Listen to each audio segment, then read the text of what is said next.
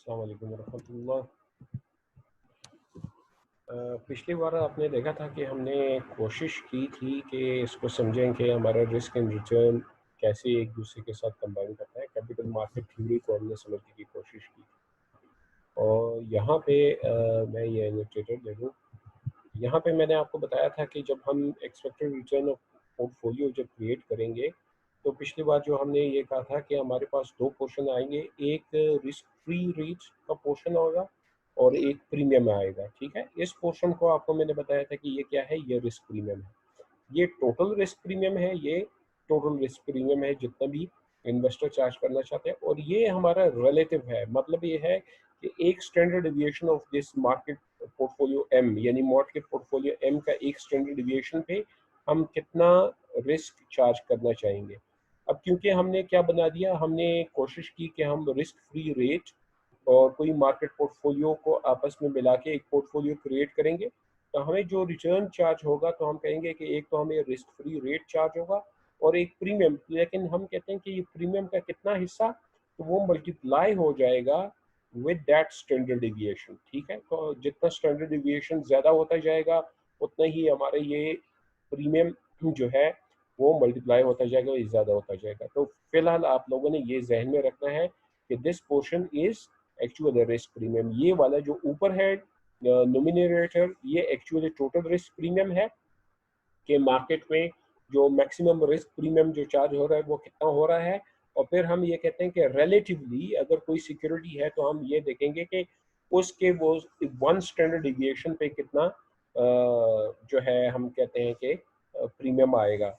और फिर इस पोर्टफोलियो की जो स्टैंडर्ड डिविएशन है उसे अगर मल्टीप्लाई हो जाएगी तो हमें प्रीमियम पता लग जाएगा कि कितना जो हमारा रिटर्न है प्रीमियम का वो कितना चार्ज होगा इस पोर्टफोलियो में। इसके बाद जो हमने बात कर दी थी वो, अगर आपको याद हो कि मैंने आपको बताया था कि एक कैपिटल मार्केट लाइन, और ये कैपिटल मार्केट लाइन जो है ये इक्वेशन एक्चुअली खुद कैपिटल मार्केट लाइन है। तो हम कहते हैं कि एक्सपेक्टेड रिटर्न हमेशा शुरू होती है रिस्क फ्री रेट से। तो आप यहाँ पे देखते हैं कि ये रिस्क फ्री रेट से शुरू हो गई। फिर हम कहते हैं कि फिर ये एक्सपेक्टेड रिटर्न जो बढ़ती है वो एक रिस्क प्रीमियम से बढ़ती है, लेकिन ये रिस्क प्रीमियम मल्टीप्लाई होता रहता है किससे? Standard deviation of that portfolio. तो यहाँ पे आप देखते हैं कि ये स्टैंडर्ड डिविएशन ऑफ पोर्टफोलियो है। जैसे ही ये स्टैंडर्ड डिविएशन बढ़ेगी तो उस रिलेटिव रेट से हमारा ये जो रेट है ये बढ़ना शुरू हो जाएगा। So it is then working in straight linear line, ठीक है? इसको हम क्या कहते हैं? Linear line. तो ये हमारा एक कैपिटल मार्केट लाइन बन जाती है और इसको मैंने आपको बताया था कि it will become a next हमारा जो एफिशिएंट कैपिटल फ्रंटियर जो है वो बन जाता है। इसका मतलब क्या हुआ? पिछली बार मैंने ये डिस्कस कर दिया था तो मैं इसकी डिटेल में दोबारा तो नहीं जाऊंगा। ये हमारा एक मार्कोविट्स क्या है? एफिशिएंट फ्रंटियर है।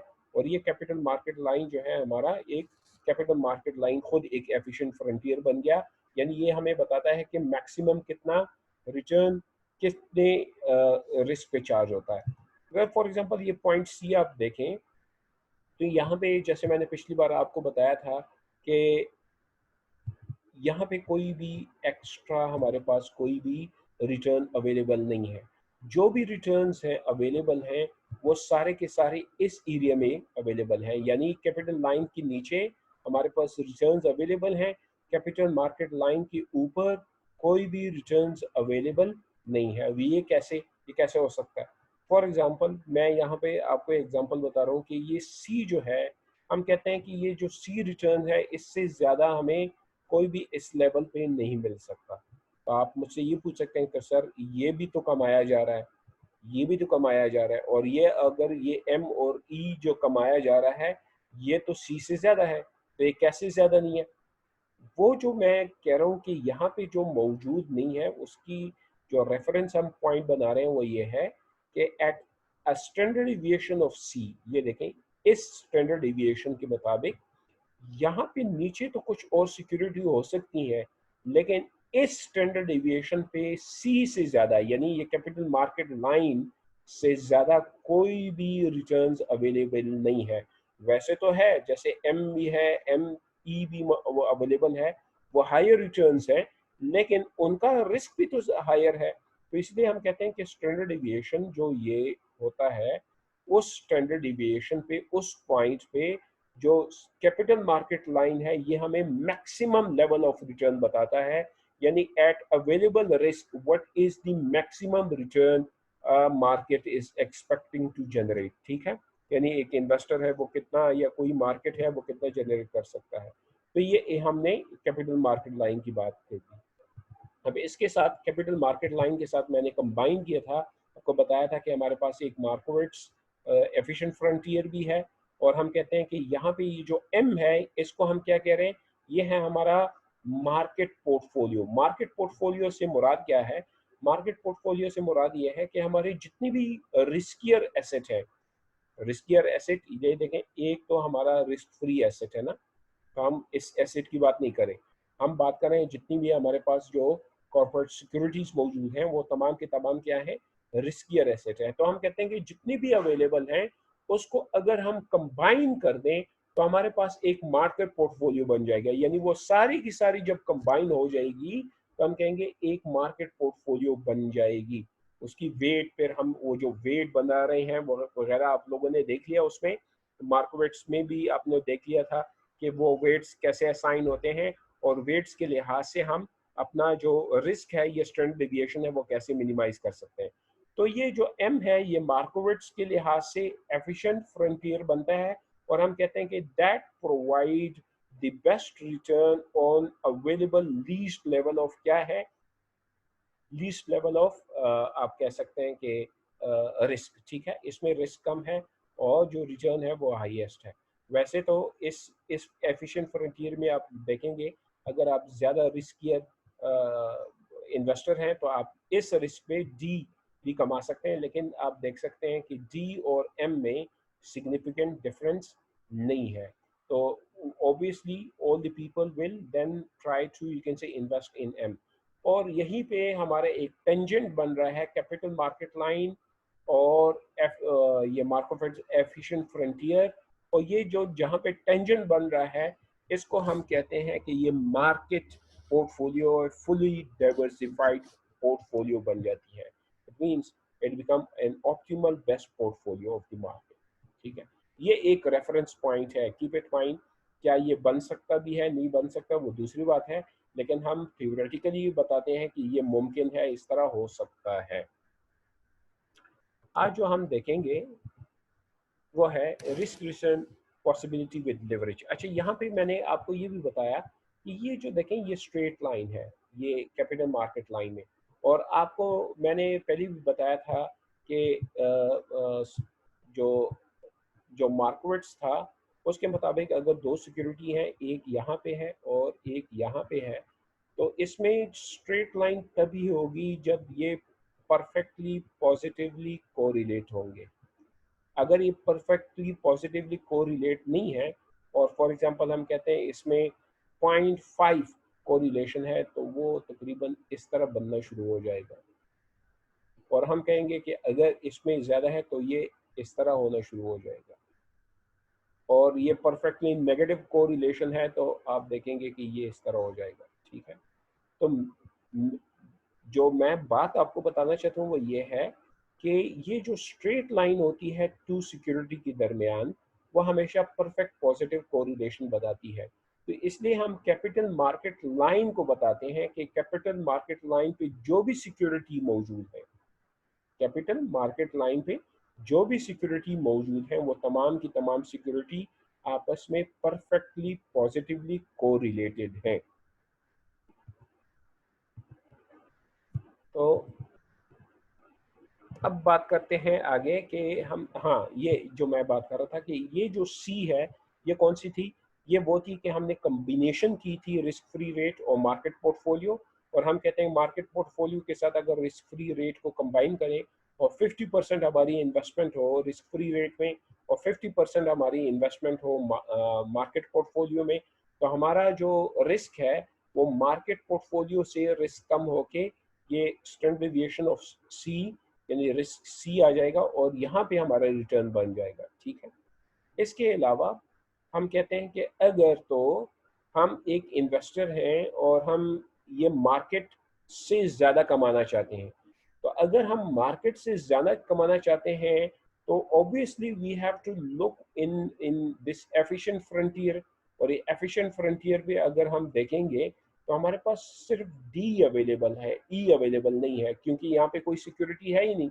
अगर यहाँ पे कोई सिक्योरिटी है ही नहीं, यानी तमाम की तमाम सिक्योरिटी आप देख रहे हैं मार्कोविट्स जो एफिशिएंट फ्रंटियर है इसके नीचे है, तो हम कहते हैं मार्कोविट्स एफिशिएंट फ्रंटियर तो हमें ये डी दे रहा है, तो क्या हम डी से ज़्यादा कमा सकते हैं? इस इसको हम समझने की अब कोशिश करेंगे विद लेवरेज, कि क्या हम अपने जो परफेक्ट जो हमारा जो मार्केट पोर्टफोलियो है क्या उससे भी ज़्यादा रिटर्न कमा सकेंगे या नहीं, क्या हम ये ई पॉइंट तक रीच कर सकेंगे। ई एक कैपिटल मार्केट लाइन है और कीप इट माइंड यहाँ पे कोई भी सिक्योरिटी मौजूद नहीं है, यानी कोई ऐसी सिक्योरिटी नहीं है जो कि हमें इतना रिटर्न जनरेट करके दे। जो मैक्सिमम रिटर्न जनरेट हो रहा है वो डी पे हो रहा है, लेकिन ये क्या है, ये कैपिटल मार्केट लाइन हम कहते हैं कि लोग चाहते हैं कि अगर इतनी स्टैंडर्ड डेविएशन हो तो हमें इतना रिटर्न्स जो है वो क्या है चाहिए। तो क्या ये रिटर्न हम जनरेट कर सकेंगे? इसके लिए हम यहाँ पे करेंगे risk and return possibility with leverage. ठीक है, और लिवरेज क्या है आपको पता है कि whenever you borrow some amount in your investment, so actually you are leveraging your investment। ठीक है, to attain higher expected return than is available at point M, what we will be required to do, either invest along the efficient frontier beyond M such as point D। अगर आप यहाँ से ज़्यादा कमाना चाहते हैं तो आप इन्वेस्टमेंट करें इस फ्रंट जो एफिशिएंट फ्रंटियर ऑफ मार्कोविट्स है, और आप ये डी जो है ये मैक्सिमम रिटर्न है, इससे ज़्यादा रिटर्न आप नहीं कमा सकते। तो आप तो ये डी पोर्टफोलियो जो है इसमें क्या कर दें, इन्वेस्ट कर दें, तो आपका ये जो रिटर्न जो वो है जो रिस्क है वो स्टैंडर्ड डेविएशन ऑफ ई या स्टैंडर्ड डेविएशन ऑफ डी आ जाएगा। तो ये जो है आपका मैक्सिमम रिटर्न हो जाएगा, इससे ज़्यादा आप नहीं कमा सकते अगर आप अपनी ही इन्वेस्टमेंट यूज़ कर रहे हैं, यानी जो आपकी सेविंग है सिर्फ वो इस्तेमाल कर रहे हैं। व्हाट अबाउट ई, ई को हम कैसे पहुंच सकते हैं?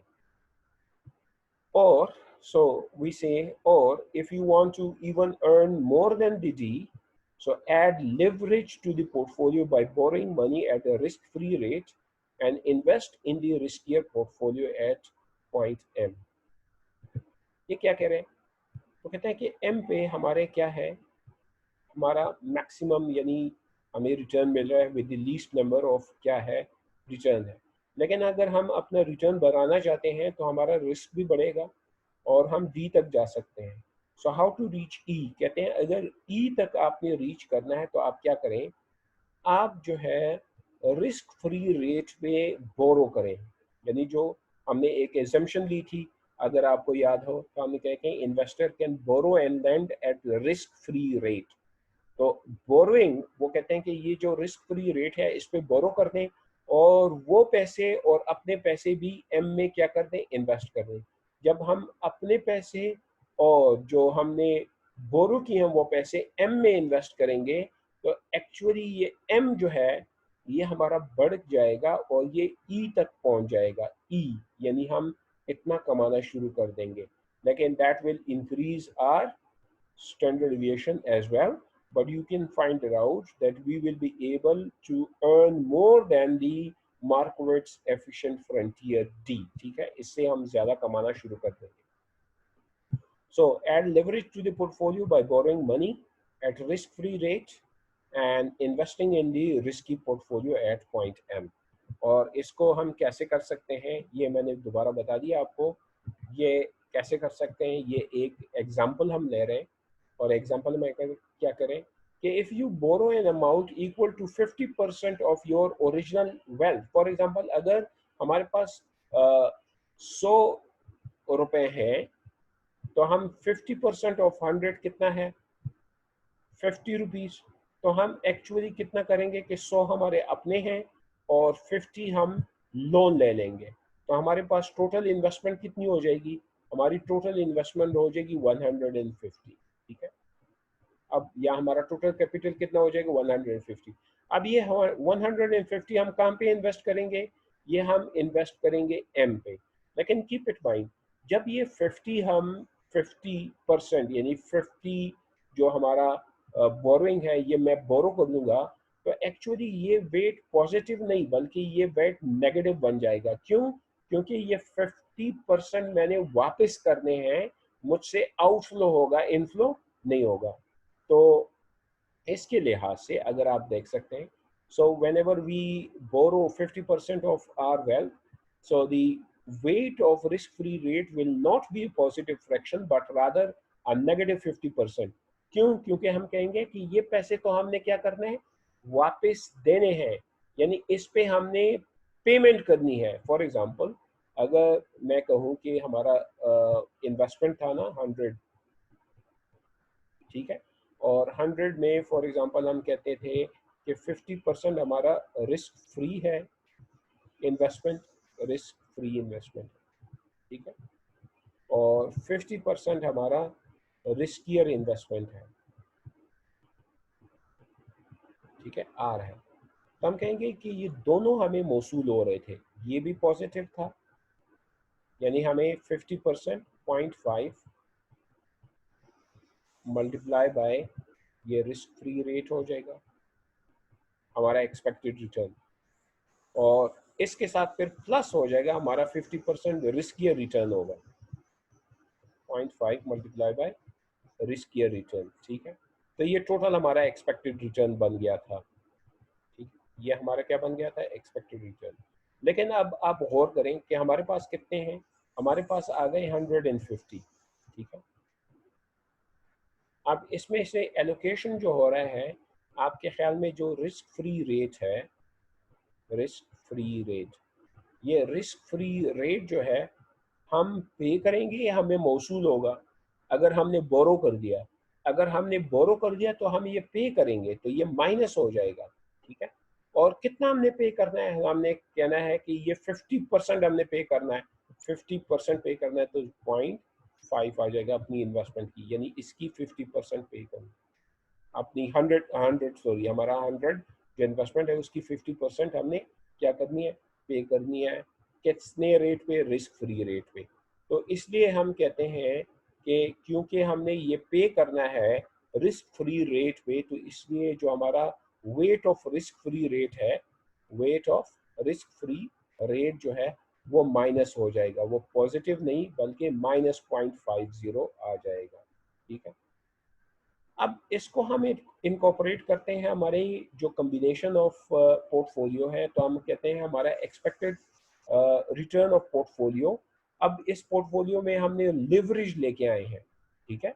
अगर लिवरेज लेके आए हैं तो ये देखें हम क्या करेंगे, wait of risk free rate into the risk free return plus 1 minus weight of risk free return multiply by expected return of the market portfolio.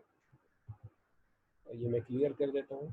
तो अब हमारे पास जो बचता है वो क्या बचता है कि हमारा जो वेट है वो तो -50% हो जाएगा, तो ये माइनस आ गया, ठीक है। और ये भी माइनस हो जाएगा, तो आप देखते हैं कि माइनस माइनस आपस में क्या हो जाएंगे, प्लस हो जाएंगे, तो प्लस 1.5। तो जब हम लिवरेज लेके आ रहे हैं तो हम रिस्क फ्री रिटर्न पे पेमेंट करेंगे, लेकिन हमारा जो मार्केट पोर्टफोलियो है उसमें से हमें रिटर्न ज़्यादा मिलना हो शुरू हो जाएगा। अब ये देखें कि हो क्या रहा है, हम रिस्क फ्री रेट ये मार्केट रिटर्न से कम है, तो एक्चुअली क्या होगा कि रिस्क फ्री रेट तो हम कम दे रहे हैं लेकिन हमें उस पर ज़्यादा मिल रहा है। फॉर एग्जांपल, ये वो जो बैंक वाला काम करते हैं वो यही है कि हमने 50 रुपए लिए, ठीक है, हमने 50 रुपए लिए और हमने कमिट किया कि आपको 5% वापस करेंगे, तो ये 5% अब मैं क्या कर रहा हूँ, ये मैं एज्यूम करूँ कि ये रिस्क फ्री रेट है। ये हमने कह दिया कि 50 रुपीज़ आप हमें दें और आपको हम 5% रिटर्न वापस करेंगे, तो रिस्क फ्री रेट है। और फिर हम खुद ये 50 कहाँ पे इन्वेस्ट कर रहे हैं, हम ये इन्वेस्ट कर रहे हैं 10% पे। कहाँ पे इन्वेस्ट कर रहे हैं, 10% पे। तो इसमें हमें कोई प्रॉफिट मिल रहा है या नहीं मिल रहा? जी बिल्कुल। कितना मिल रहा है, 5%। ये 5% हम रिटर्न हमने किस पे अर्न किया? क्या हमने कोई इन्वेस्टमेंट की? नहीं। क्यों? क्योंकि ये सारे के सारे पैसे जो है हमें किसी ने उधार दिए थे, तो हमने वो उधार पे भी 5% रिटर्न क्या कर दिया, जनरेट कर दिया। तो आप खुद देखिए कि वैसे हमने अपने सारे के सारे पैसे 10% पे लगाए थे, और अब हमने क्या कर दिया, हमने किसी और से भी यानी मैंने अपने 100 रुपए भी 10% पे लगाए थे, और मैंने किसी से और से 50 रुपए ले लिए और वो भी 10% पे क्या कर दिए, इन्वेस्ट कर दिए। तो अब होगा क्या, वो जो 10% पे मैंने इन्वेस्ट किया इसमें से 5% मैं रिटर्न कर दूंगा, लेकिन 5% मुझे वापस रह जाएंगे। तो अब ये देखें, 10% ये है, 5% ये है, मेरी टोटल इन्वेस्टमेंट कितनी है, 100 है। तो मैंने देखनी है कि ये जो है, अब मेरी जो 100 इन्वेस्टमेंट थी उस पर मेरा कितना रिटर्न बनता है। तो उसके लिहाज से अब अगर आप ये देखें यहाँ पे, the return will increase in a linear fashion along the capital market line because the gross return increases by 50%। हमारा जो रिटर्न है वो 50% से अब क्या हो जाएगा, इंक्रीज हो जाएगा। You must pay the interest eight the risk free rate on the money borrowed, हम वो इंटरेस्ट पे करेंगे। And if the risk free rate is 6%, यहाँ पे मैंने वैसे 5% कहा था, उन्होंने कहा कि 6% है, तो हमारा एक्सपेक्टेड मार्केट मॉडल जो है ये भी हम वो कर रहे हैं, एज्यूम करें कि 12% है, यहाँ पे मैंने एज्यूम किया था कि 10% है, ठीक है, 12%। The return on your leverage portfolio will be, हमें जो पोर्टफोलियो पे रिटर्न मिलेगा वो इसी फॉर्मूले के मुताबिक, जैसे 50% जो है -6% हो जाएगा, और 1.5 मल्टीप्लाई बाई 12% हो जाएगा। तो हुआ क्या, अब ये 50% ऑफ 6 हम क्या करेंगे, वापस रिटर्न करेंगे किसको, जिससे हमने बोरो किए थे। तो 3% हमसे चला जाएगा, और यहाँ पे 12% पे क्योंकि हमने ये 5% या 6% एक्स्ट्रा भी कमा दिया, तो ये 150% ऑफ 12% कितना बन जाएगा, वो 18% बन रहा है, ठीक है। और यहाँ पे हमारा कितना बनेगा वो आप खुद कैलकुलेट कर दें। तो हमारे 18% से 3% रिटर्न जो है हम रिस्क फ्री रेट में वापस पे करेंगे, तो हमारे रिटर्न कितना हो जाएगा, 15%।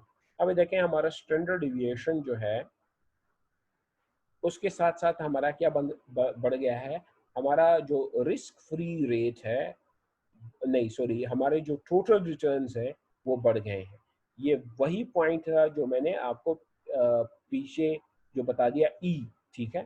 अब ये देखें, ये यहाँ पे ई पॉइंट है, ये ई पॉइंट तक आने के लिए हमने क्या किया था कि हम एम पे मौजूद थे, हम एम पे मौजूद थे, और हमने कहा था कि हमने एम से ज़्यादा कमाना है।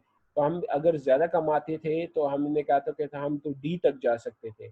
हम ई तक कैसे पहुंचे या कैपिटल मार्केट लाइन तक कैसे पहुंचे, तो हमने कहा कि इसके लिए आप क्या करें कि 50% ऑफ योर इन्वेस्टमेंट बोरो करें रिस्क फ्री रेट पे।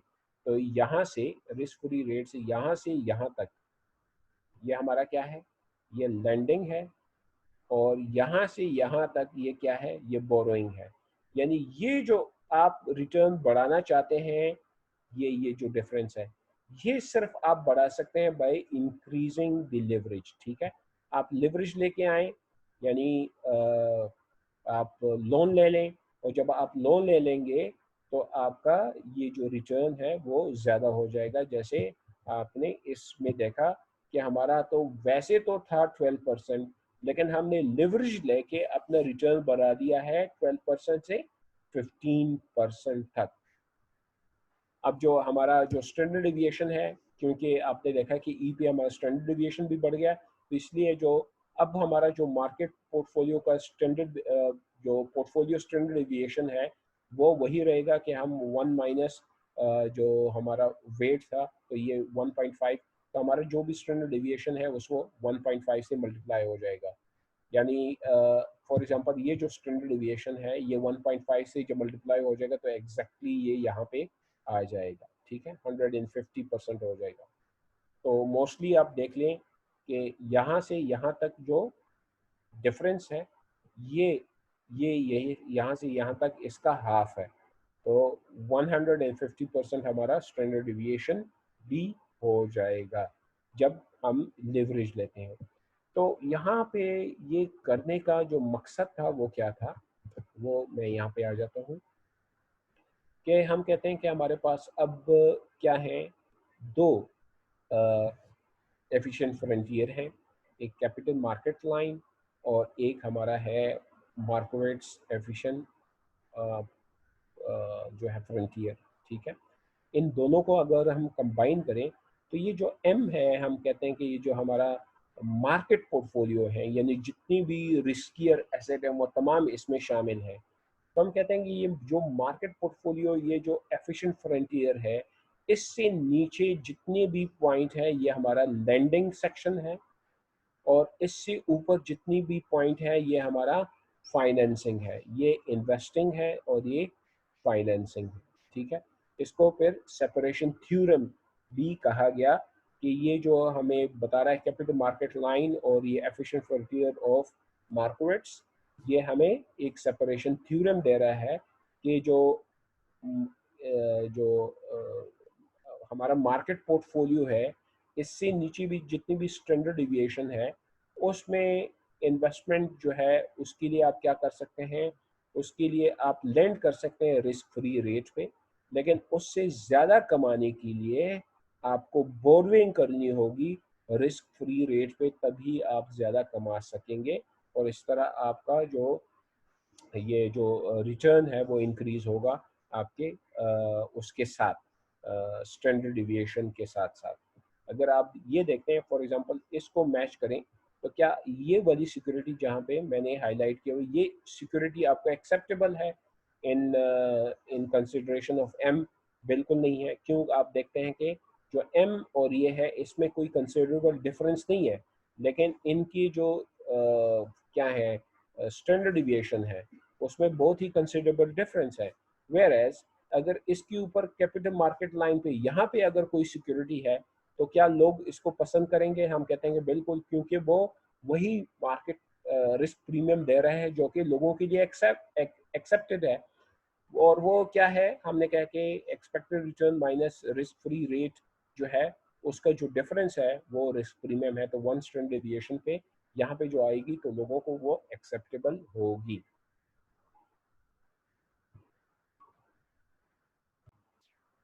अच्छा जी, तो जैसे ही मैंने आपको बता दिया कि ये जो एम था हम इसको मार्केट पोर्टफोलियो ले रहे हैं, और ये मार्केट पोर्टफोलियो इसको मैं क्यों कह रहा हूँ बार बार, इसको मैं ये कह रहा हूँ कि ये जो पोर्टफोलियो है it includes all of the you can say riskier asset. ठीक है, यानी टोटल मार्केट में जितनी भी एसेट इन्वेस्टमेंट सिक्योरिटी मौजूद है उनको हम कंबाइन कर रहे हैं, उसका एक पोर्टफोलियो बना दें, तो उसको हमने मार्केट पोर्टफोलियो का नाम दे देंगे। ठीक है, यानी एक ऐसी पोर्टफोलियो जिसमें सारी सिक्योरिटी, यानी हम कहते हैं कि ऐसी ऑल, जब मैं की ऐसी ऑल की एक क्या बना दूं, एक पोर्टफोलियो बना दूंगा, तो वो मेरी क्या बनेगी, वो मेरी मार्केट पोर्टफोलियो बन जाएगी। ठीक है, और ये कहते हैं कि जब भी आप मार्केट पोर्टफोलियो बना देंगे, यानी उसकी जो वेट्स हैं वो हम एज्यूम करेंगे कौन सी वेट्स हैं, तो हम कहते हैं कि ये जो मार्केट पोर्टफोलियो है ये with the least level of क्या होता है, least level of standard deviation हमें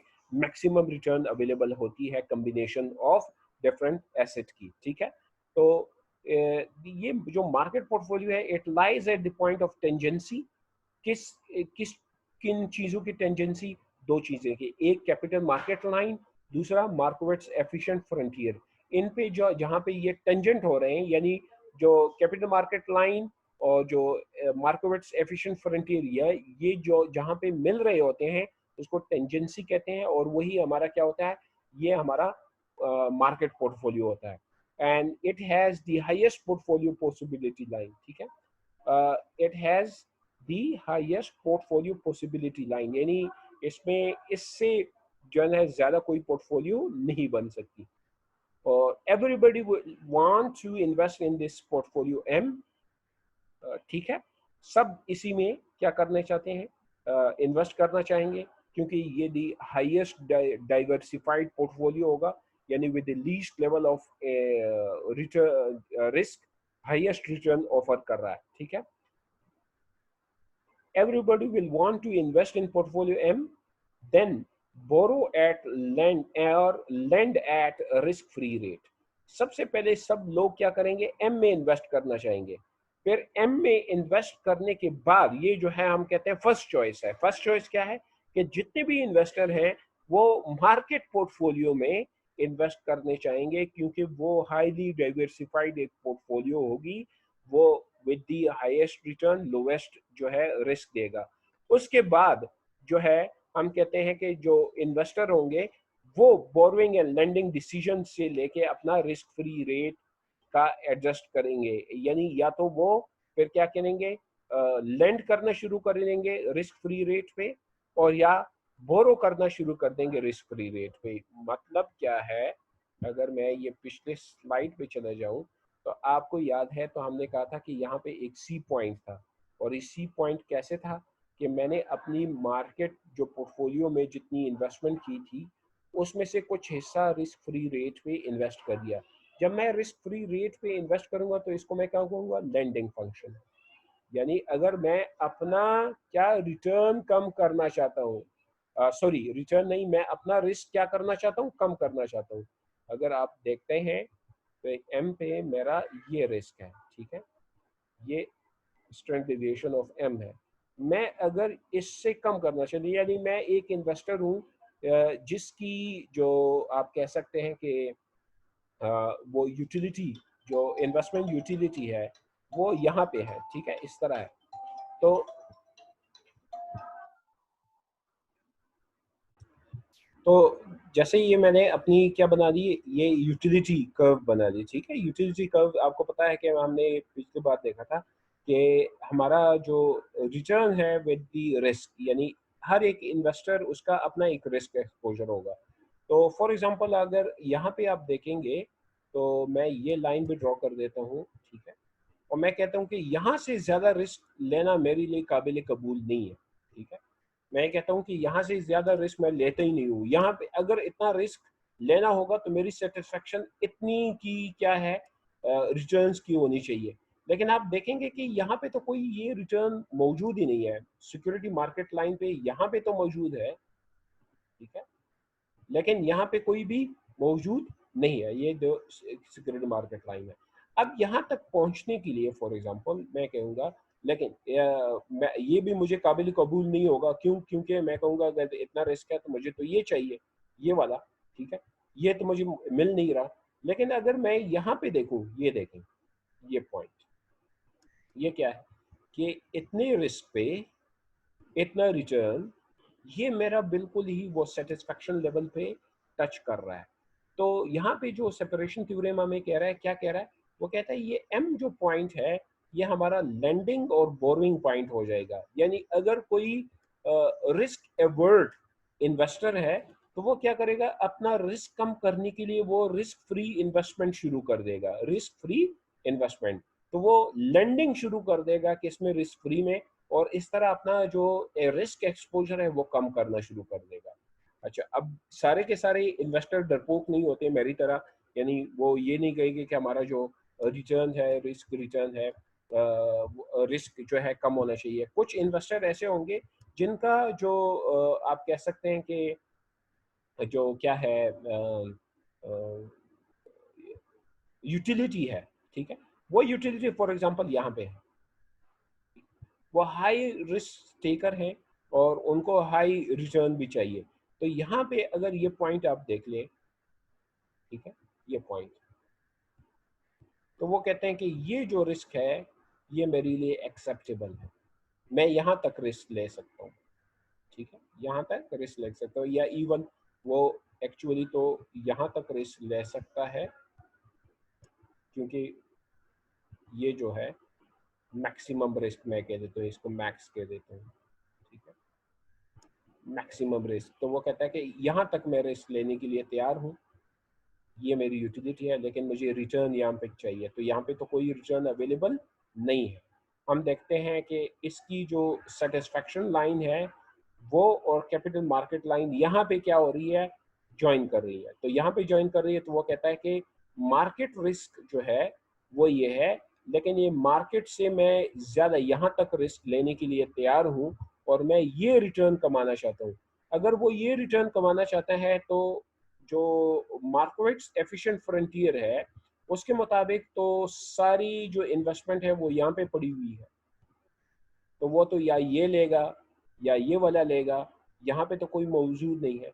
तो इसके लिए वो क्या करेगा, तो वो इसके लिए क्या करेगा कि यहाँ से बोरविंग शुरू कर देगा यहाँ तक पहुँचने के लिए। वो क्या करेगा, बोरोइंग शुरू कर देगा, यानी बोरो करता जाएगा करता जाएगा करता जाएगा, और वो तब तक बोरो करता जाएगा कि अपनी ये टारगेट जो रिटर्न्स है वहां तक पहुंच जाए। ये इसलिए ये कहते हैं कि हमारा सेपरेशन पॉइंट है कि अगर कोई रिस्क एवर्ट इन्वेस्टर है और वो अपना रिस्क ये मार्केट पोर्टफोलियो से कम करना चाहते हैं, तो वो लेंडिंग फंक्शन में यानी इन्वेस्टमेंट फंक्शन में चला जाएगा, वो इन्वेस्टिंग करेगा।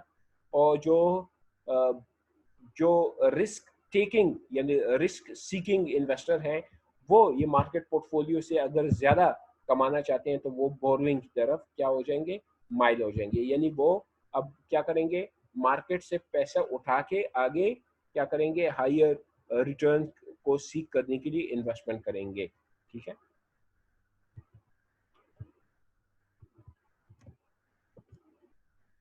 तो ये वही बात कर रहे हैं कि everyone will want to invest in portfolio, M पहले ये करेगा देन बोरो। ठीक है, या तो बोरो करेंगे या लैंड करेंगे risk free rate, the combination will lie on capital market line, जो कि आपने देखिए।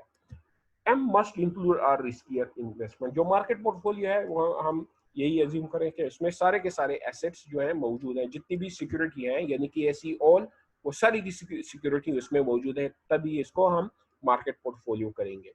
अब मार्केट पोर्टफोलियो में क्या मौजूद है, because it contains all riskier asset it is completely diversified portfolio, यानी क्योंकि इसमें सारी की सारी सिक्योरिटी मौजूद हो चुकी हैं, तो ये सारी की सारी जो इन्वेस्टमेंट है हमारा पोर्टफोलियो, ये फुली डाइवर्सिफाइड है।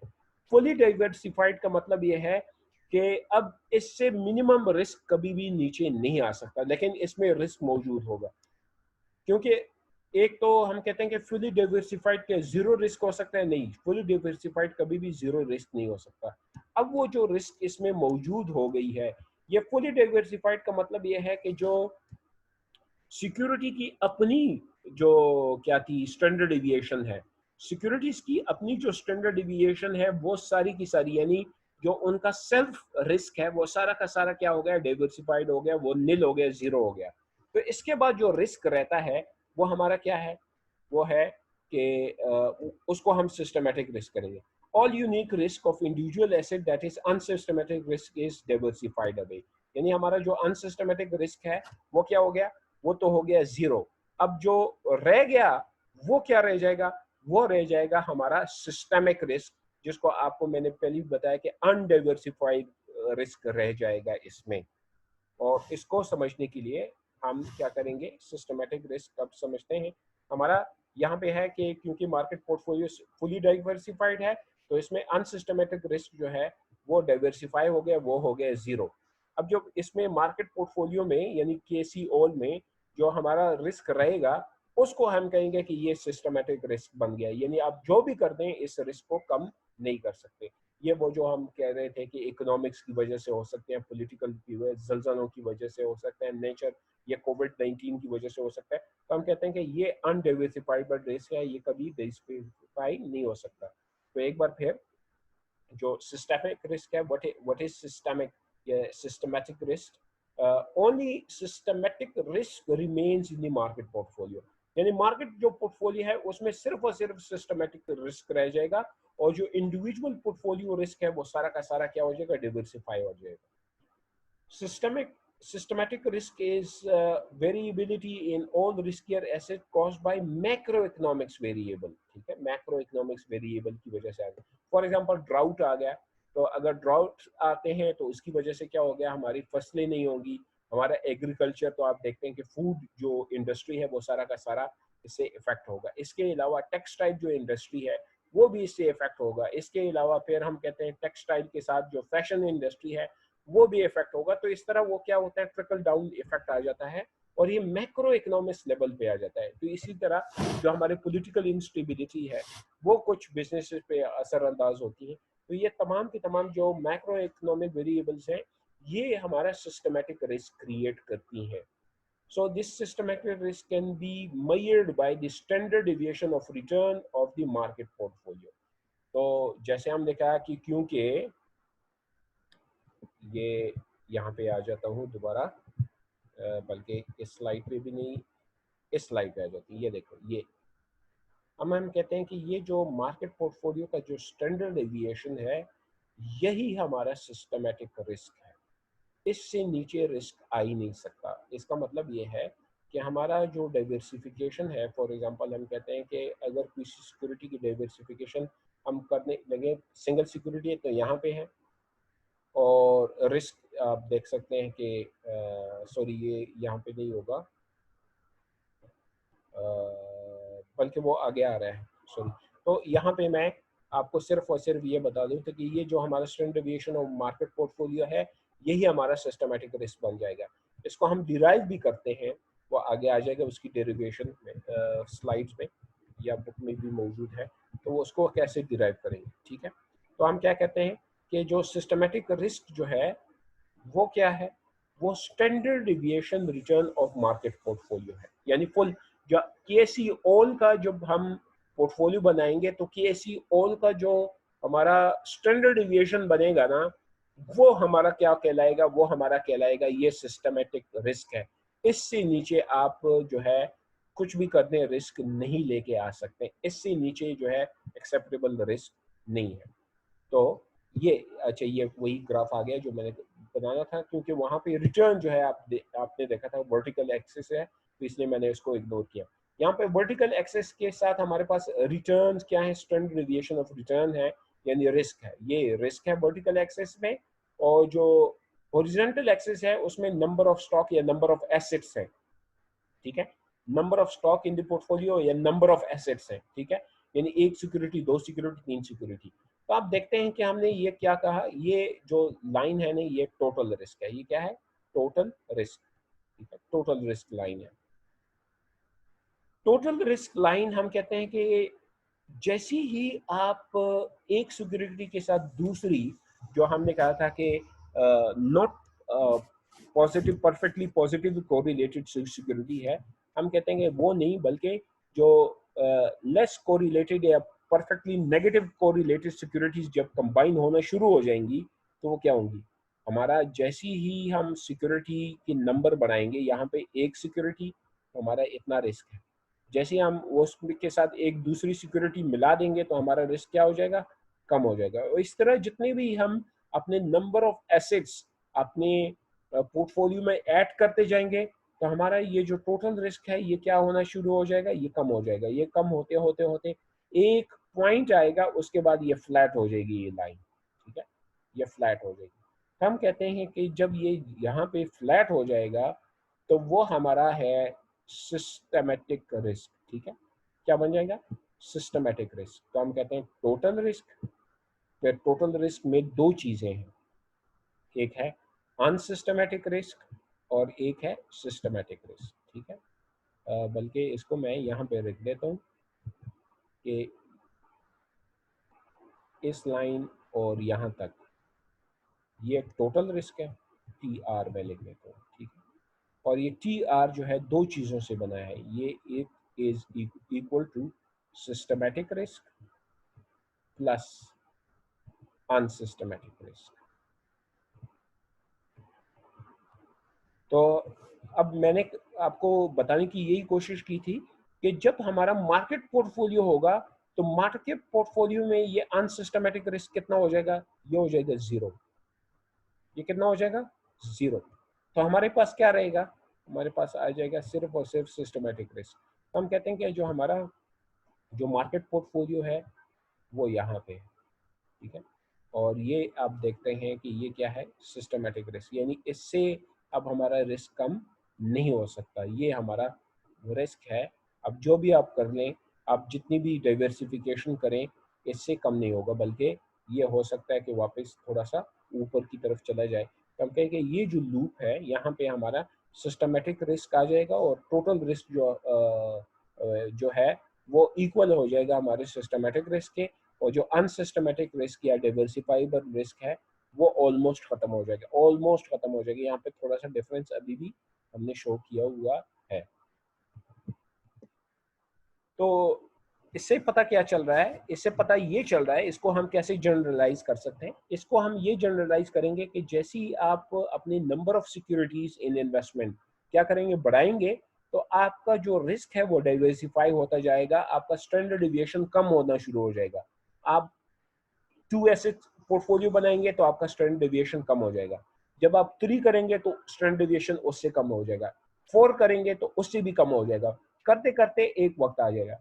अच्छा, पहले जो एम्पेरिकल जो स्टडी थी उन्होंने बताया था कि ऑलमोस्ट 30 जो सिक्योरिटीज हैं, आप 30 सिक्योरिटी ले लें तो 30 सिक्योरिटी पे आप मिनिमम लेवल ऑफ क्या कहते हैं स्टैंडर्ड डिविएशन पे आ जाते हैं। लेकिन आजकल क्योंकि जो बिजनेस रिस्क हैं वो ज़्यादा हो गए हैं, यानी बिजनेस के इंटरनल जो ऑपरेशंस हैं वो रिस्कियर हो गए, तो उसकी वजह से जो वॉलिटिलिटी है, स्टैंडर्ड डेविएशन वो ज़्यादा हो गई है। तो आप वो कहते हैं कि पहले जो आज से 30-20 साल पहले या 15 साल पहले जो बिजनेसेस जो पोर्टफोलियो बनती थी 30 सिक्योरिटीज पे विद मी लीस्ट जो स्टैंडर्ड डेविएशन, उतनी ही स्टैंडर्ड डेविएशन के लिए आजकल 50 बिजनेसेस लेने पड़ेंगे, बुक में मेंशन है। तो इसको हम जनरलाइज कैसे करेंगे, इसको हम जनरलाइज ऐसे करेंगे कि जितनी ही आप नंबर ऑफ एसेट्स बढ़ाते हैं अपने पोर्टफोलियो में, आपका जो रिस्क है वो डाइवर्सिफाई हो जाएगा। ठीक है, अब बात आ जाएगी कि मार्केट पोर्टफोलियो अगर हम कहते हैं कि फुली डाइवर्सिफाइड है, उसमें सिर्फ और सिर्फ सिस्टमेटिक रिस्क रहता है, तो जो अनसिस्टमेटिक रिस्क है वो तो सारा का सारा डाइवर्सिफाइबल है, यानी वो खत्म किया जा सकता है। तो अगर वो खत्म किया जा सकता है तो ये थ्योरी हमें बताती है कि फिर जो इन्वेस्टर है वो इसकी कंपनसेशन नहीं चाहते, जो वो कंपनसेशन चाहते हैं ना, वो सिस्टमेटिक रिस्क की कंपनसेशन चाहते हैं। क्यों? क्योंकि जो अनसिस्टमेटिक रिस्क है वो तो डाइवर्सिफाइबल है, यानी वो खत्म हो सकता है, आप कंबाइन कर दें खत्म हो जाएगा। लेकिन जो अनसिस्टमेटिक रिस्क है जो भी कर दें वो तो खत्म नहीं होगा। तो इसलिए ये थ्योरी हमें जनरलाइज करके बता रही है कि जो लोग इन्वेस्टर जो कंपनसेशन चाहते हैं, रिस्क प्रीमियम चाहते हैं, वो अनसिस्टमेटिक रिस्क पे प्रीमियम नहीं चाहते, वो सिस्टमेटिक रिस्क पे प्रीमियम चाहते हैं। तो ये सेपरेशन थ्योरम पे जो मैंने बात कर दी है, तो ये मैंने आपको ये सेपरेशन थ्योरम का वो उस पे बता दिया था कि हमारे पास जो पोर्टफोलियो जो फ्रंटियर एफिशिएंट फ्रंटियर पे जो मार्केट पोर्टफोलियो है, उससे नीचे हम कहते हैं कि हमारे पास क्या है, इन्वेस्टमेंट है, और उससे ऊपर जो है हमारा क्या है, वो है फाइनेंसिंग। तो ये जो सेपरेशन थ्योरी में ये क्या कहते हैं, the capital market line leads our investor to invest in market portfolio M. ठीक है, individual investors should differ in position on capital market line depending on the risk preferences। वो क्या करेंगे, इस पे क्या करेंगे, वो रिस्क प्रेफरेंसेस में डिफरेंट होने शुरू हो जाएंगे। जो रिस्क सीकर है वो बोरविंग शुरू कर देंगे, और जो रिस्क एवर्टर है वो लेंडिंग शुरू कर देंगे, वो इन्वेस्टमेंट टूवर्ड्स ये रिस्क फ्री सिक्योरिटी शुरू कर देंगे। अब how an investor gets to a point on capital market line is based on financing decision। अब वो कैपिटल मार्केट लाइन पे कहाँ पे आना चाहता है, वो लोअर रिस्क की तरफ आना चाहता है, वो हायर रिटर्न्स की तरफ जाना चाहता है। ठीक है, अगर वो लोअर रिस्क की तरफ आना चाहता है तो उसको ऑब्वियसली अपना रिटर्न भी कंपनसेट करना पड़ेगा। लेकिन अगर वो हायर रिटर्न की तरफ जाना चाहता है तो उसके लिए उसको रिस्क भी क्या करना होगा, अडॉप्ट करना होगा। वो कहते हैं कि ये फिर होगा उनका फाइनेंसिंग डिसीजन, यानी इन्वेस्टमेंट एंड फाइनेंसिंग डिसीजन, यहाँ पे सेपरेशन आ गई। रिस्क लेवर लवर यानी जो रिस्क चाहते हैं, रिस्क टेकिंग जो इन्वेस्टर है, might borrow fund at the risk free rate and invest everything in the market portfolio. ये पिछली बार आपने देख लिया था कि हमने जब क्या कर दिया, बोरो कर दिया, तो हमने अपना 12% जो है वो बढ़ा के 15% तक ले गए। वैसे तो वो 18% हो गया था, लेकिन हमने क्योंकि उसमें से जो कंपनसेशन देनी थी, जो जिससे हमने बोरो किया लेंडर को, जब हमने कंपनसेट करना था, तो इसलिए 18% से 13% रह गया था। वो पिछली स्लाइड में आप दोबारा देख सकते हैं इसको रिवाइज करके। मैं ये स्लाइड्स भी वैसे आप लोगों को भिजवा रहा हूँ। तो इसके अलावा जो हमारे पास जो रिस्क एवर्सर है, they will investor will lend part of portfolio at the risk free rate and invest the remainder in the market portfolio। ठीक है, वो क्या करेंगे, जो रिस्क एवर्सर है, जिनको ये रिस्क पसंद नहीं है, जैसे मैंने कहा कि मेरा रिस्क एक्सपोजर इतना नहीं है, मार्केट पोर्टफोलियो मुझे फुली डाइवर्सिफाइड मार्केट पोर्टफोलियो है, लेकिन उसमें वो सिस्टमेटिक रिस्क जो है वो उससे तो नीचे नहीं आ सकता, तो मैं उससे भी नीचे जो है रिस्क चाहता हूँ। तो उससे नीचे जब मैं रिस्क चाहूंगा तो मैं वो रिस्क फ्री सिक्योरिटी की तरफ अपनी इन्वेस्टमेंट डाइवर्ट कर दूंगा, यानी मैं लेंडिंग शुरू कर दूंगा towards what, towards the risk free rate. ठीक है, जो रिस्कियर है पीपल है उनको रिस्क फ्री रेट पे लेंड करना शुरू होगा, तो मुझे रिस्क फ्री रेट मिलना शुरू हो जाएगा। तो इस तरह मेरा जो कैपिटल मार्केट लाइन में है वो लेफ्ट की तरफ शिफ्ट हो जाएगा, रिटर्न मेरा कम हो जाएगा, साथ ही मेरा जो रिस्क है वो भी कम होना शुरू हो जाएगा। यही ये जो लाइंस है ये क्या है, ये यूटिलिटीज है। ठीक है, ये रिस्क अवर्ट लोगों की यूटिलिटी है और ये रिस्क लेवर की यूटिलिटी है। आप लोगों को मैंने पहले ही बताया कि यहाँ पे जो मीट कर रहा है वो क्या करेगा, वो लैंडिंग फंक्शन में चले जाएगा। ये है मार्केट पोर्टफोलियो, वो यहाँ पे था लेकिन उसको ये रिस्क पसंद नहीं है, तो रिस्क को कम करने के लिए वो क्या करेगा, ये वाले तो आएंगे ही नहीं, वो तो इन्वेस्ट ही नहीं करेंगे क्योंकि इनको कोई भी रिटर्न नहीं मिल रहा।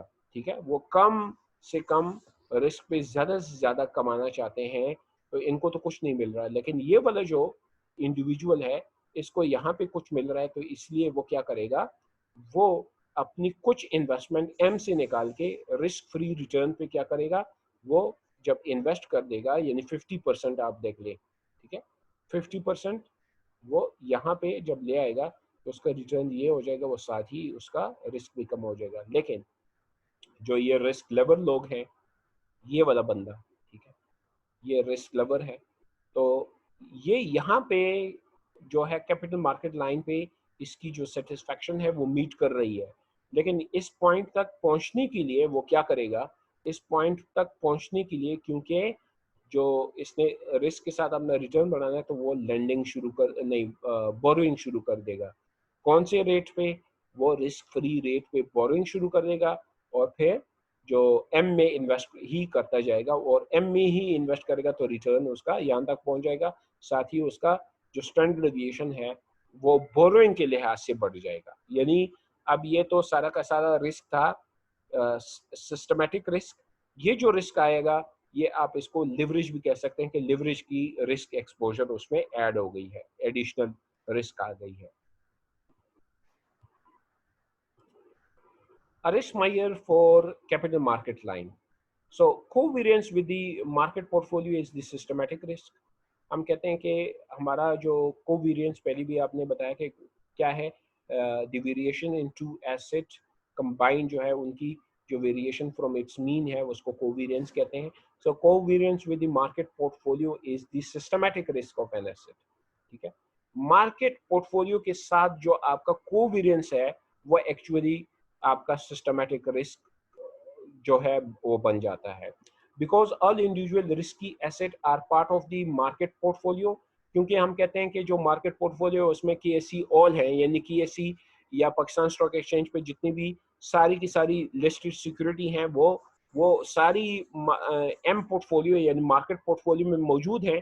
इसलिए हर एक सिक्योरिटी का इस मार्केट पोर्टफोलियो के साथ जो कोवेरियंस होगा वो क्या कहलाएगा, वो कहलाएगा सिस्टमैटिक रिस्क।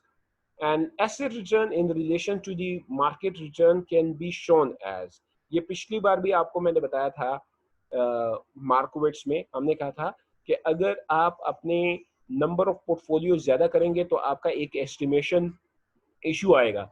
तो उस एस्टिमेशन इशू को रिकॉल करें तो हमने कहा था क्या कर सकते हैं, हम कहते हैं कि एक सिक्योरिटी को हर सिक्योरिटी के साथ जो है चेक करना तो पॉसिबल नहीं है, लेकिन एक सिक्योरिटी को टोटल मार्केट पोर्टफोलियो के साथ चेक करना पॉसिबल है। तो इसके लिए हमने यही जो है वो क्या किया था, एक इक्वेशन जनरेट की थी। तो हम कहते हैं कि किसी भी एसेट का रिटर्न, किसी भी एक एसेट का रिटर्न वो बराबर होता है किसके, कि उसके अपने जो है एक एक रिटर्न है, एक कंसिस्टेंट है, प्लस जो मार्केट है उस पे, यहाँ पे हमने क्या कहा था, ये हमने कहा था कि रिस्क प्रीमियम है, and the risk premium will then be multiply by वो जो हमारा स्टैंडर्ड डिविएशन है, लेकिन यहाँ पे बीटा आ गया, ठीक है। तो हम कहते हैं beta market return plus error term. ये एरर टर्म क्या है, ये हमारा है जो हमारा अनसिस्टमेटिक जो रिस्क है वो है, ये हमारा सिस्टमेटिक रिस्क है। Where RIT is return of an asset, यानी अगर किसी risk measure of capital market line में हम क्या कर रहे हैं, अब कोई भी एसेट है उसका रिटर्न हम क्या करना चाहते हैं, कैलकुलेट करना चाहते हैं कि कोई भी एसेट है उसका रिटर्न हम कैसे कैलकुलेट करेंगे और उस एसेट का वेरिएंस कैसे कैलकुलेट करें। तो इसके लिए हम ये इक्वेशन ले रहे हैं कि जो एक्सपेक्टेड रिटर्न या return of any asset will be equal to alpha plus beta return of the market या market portfolio return plus error term. So RIT is return of asset I during a time period T, किसी भी time period में। AI एक constant term of asset I, constant term मतलब ये है कि अगर कुछ भी ना हो तो कुछ ना कुछ तो वो रिटर्न देगा ही देगा। फिर बीटा जो है वो स्लोप है, coefficient of for asset I, ठीक है, कि जो मार्केट है उस रिटर्न्स पे कितना इजाफा उसको चाहिए या कितना कम चाहिए, ठीक है। And then this is a market return and this is random error term. अब अगर हम वेरिएंस की बात करें तो वेरिएंस लेने के लिए हम कहेंगे variance of any security is equal to variance of, ये जो दूसरी साइड है उस पे भी। अच्छा, वेरिएंस क्या होती है, वेरिएंस होती है वेरिएशन पे। तो ए जो है वो कांस्टेंट टर्म है, अगर ये ए कांस्टेंट टर्म है तो इसकी कोई वेरिएशन है ही नहीं, अगर इसकी वेरिएशन नहीं है तो ये तो जीरो हो जाएगा, ठीक है, ये जीरो हो जाएगा। इसके अलावा हमारे पास जो मार्केट जो रिटर्न है, मार्केट रिटर्न की अपनी एक स्टैंडर्ड डेविएशन है, वेरिएंस होगी तो वो आ गई, उसमें वेरिएशन है, और ये आपके पास आ गई। तो हमारे पास क्या आ गया कि ये जो ये है variance of beta market return is a variance related to market return और सिस्टमैटिक रिस्क। ये हमारा क्या है, सिस्टमैटिक रिस्क। और वेरिएंस ऑफ एरर टर्म मतलब ये है कि ये सिक्योरिटी का अपना रिस्क है, ये सिक्योरिटी का क्या है, अपना रिस्क। तो हम कहते हैं कि ये जो सिक्योरिटी का अपना रिस्क है ये हमेशा क्या हो सकता है, डाइवर्सिफाई हो सकता है, ये जीरो हो सकता है अगर तो उसको पोर्टफोलियो में शामिल किया जाए। अगर इसको पोर्टफोलियो में शामिल किया जाए तो ये वेरिएंस तो खत्म हो सकता है, लेकिन ये वेरिएंस कभी भी खत्म नहीं होगा, ठीक है। यानी हमने कहा था कि अगर टोटल मार्केट पोर्टफोलियो रिटर्न या मार्केट स्टैंडर्ड डिविएशन अगर हम देखें तो मार्केट स्टैंडर्ड डिविएशन में जो मार्केट का अपना जो वेरिएंस है वो तो मौजूद होगा, लेकिन जितनी भी इंडिविजुअल सिक्योरिटीज हैं उसका वेरिएंस क्या हो जाएगा, वो जीरो हो जाएगा। तो इसलिए सिर्फ और सिर्फ उसमें सिस्टमैटिक रिस्क रह जाएगा। So that variance of error term is the residual return not related to the market portfolio or unsystematic risk, ठीक है, इसको unsystematic risk कहेंगे। तो हम क्या कहेंगे, यानी variance of any security is equal to systematic risk plus unsystematic risk, ठीक है। सिस्टमेटिक यानी मार्केट के साथ और मार्केट के बगैर उसकी अपनी वेरिएशन, ये है कोवेरिएंस और ये है वेरिएंस।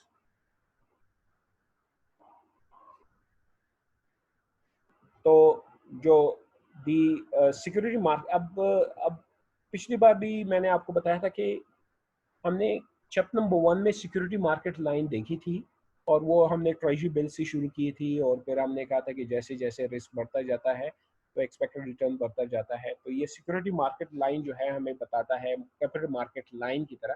कैपिटल मार्केट लाइन तो एक्चुअली हमारी एक स्लोप कैलकुलेशन थी, ठीक है, और सिक्योरिटी मार्केट लाइन एक्चुअली बताता है कि जो सिक्योरिटीज हैं वो कहाँ पे पड़ी हुई हैं। तो एक फिटेड लाइन हम लगा देते हैं स्कैटर प्लॉट में, तो वो हमारा सिक्योरिटी मार्केट लाइन बनता है। The relevant risk measure for an individual risky asset is its covariance with the market portfolio, ठीक है। The relevant risk measure of any individual riskier asset, यानी अगर हम ये देखना चाहते हैं कि एक जो रिस्की सिक्योरिटी है उसका अपना रिस्क कितना है, तो वो कहते हैं कि हम कैलकुलेट कर सकते हैं with its covariance with the market. ठीक है, यानी जो मार्केट रिस्क है वो तो हमने कहा है कि वो क्या है, वो अनसिस्टमेटिक रिस्क है, नहीं सॉरी वो क्या है, सिस्टमेटिक रिस्क है। तो जो भी कर दे वो सिक्योरिटी से वो वाला रिस्क तो कभी खत्म नहीं होगा। लेकिन हम कहते हैं कि अच्छा फिर ये सिक्योरिटी के अपना जो रिस्क है वो कैसे है, वो कहते हैं, हम कहते हैं कि वो हम कैलकुलेट कर सकते हैं with the help of covariance, कि वो कितना कोवेरिएट कर रहा है सिस्टमेटिक रिस्क के साथ। जो उसका अनसिस्टमेटिक रिस्क है वो कितना कोवेरिएट कर रहा है अनसिस्टमेटिक रिस्क के साथ। ठीक है, so the return for the market portfolio should be consistent with the on risk, that is variance of the market या standard deviation of the market जो है उसके साथ consistent रहेगा।